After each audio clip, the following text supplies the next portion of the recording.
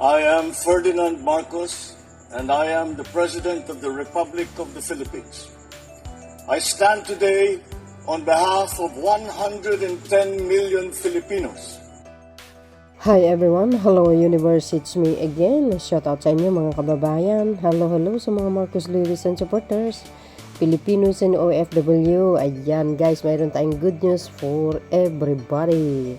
Ayan Kung sa panahon ni dating Pangulong Digong, talamak ang patayan that time. Dahil alam po natin, sa ejekin na lang, grabe So dahil dito mga kababayan, tingnan nyo ngayon kung gaano ka galing ang pamumuno ni Pangulong Marcos Jr. Siyempre siya ang Commander-in-Chief. Itong dating Commander-in-Chief nako, puro mura lang ang alam, no?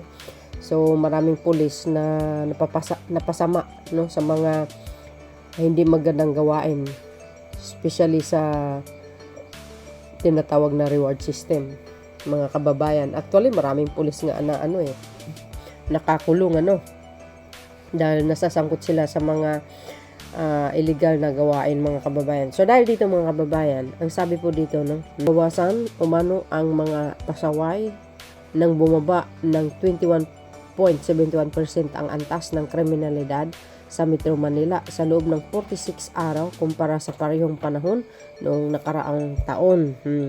Although noong nakaraang taon bumaba ang krimen, lalong bumaba ngayon, mga kababayan, no?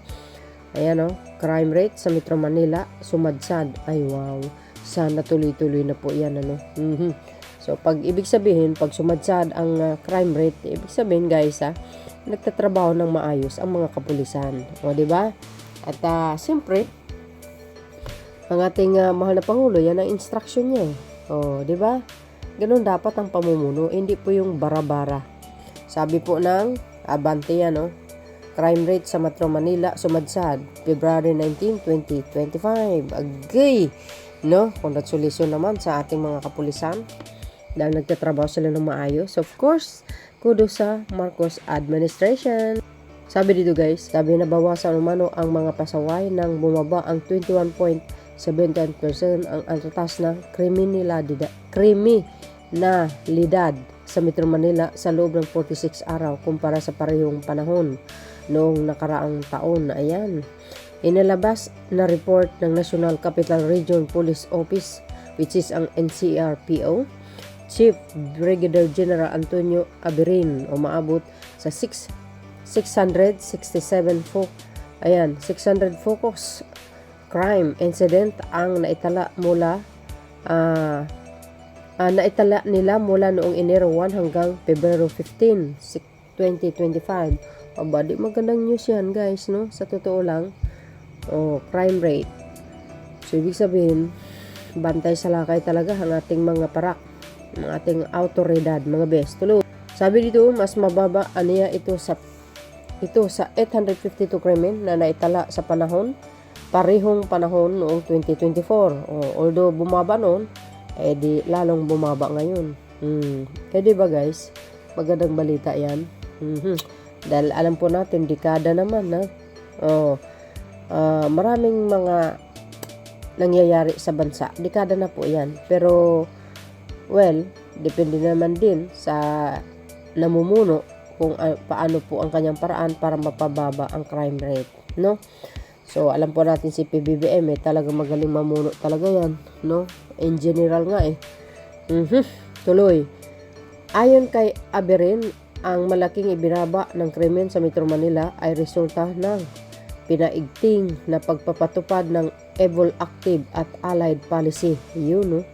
Strategy na kanilang pinapairal sa Metro Manila.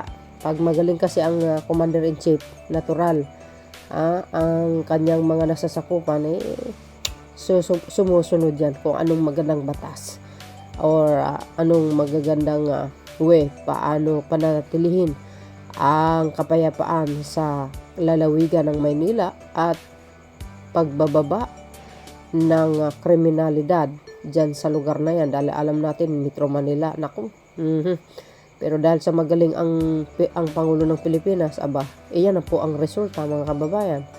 Kabilang sa 8 focus crime na bumaba ay ang murder, homicide, physical injury, rape, thief, robbery, vehicle thief, at motorcycle thief. Ayan o. Yung mga ganyang klaseng mga kaso, mga kababayan. Nako, dekada na po yan. No? Dekada na po yan na may ganyan mga talamak na gawain. Masobra pa ah. Pero dahil sabi ko nga, pag magaling ang isang pinuno, ito po ang resulta, 'di ba? Very organized kasi si Pangulong Marcos Jr. kung mamuno siya, guys, no? Hindi nagmumura. Basta mabait siya, may malasakit sa kapwa, yun lang. At marami pa, matulungin pa.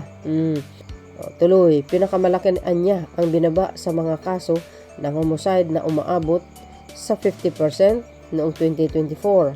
Nagtala ang NCRPO ng 24 na kaso ng homicide kumpara sa 12 kaso ngayong 2025. O, diba guys, ang laki ang binaba din kahit papano.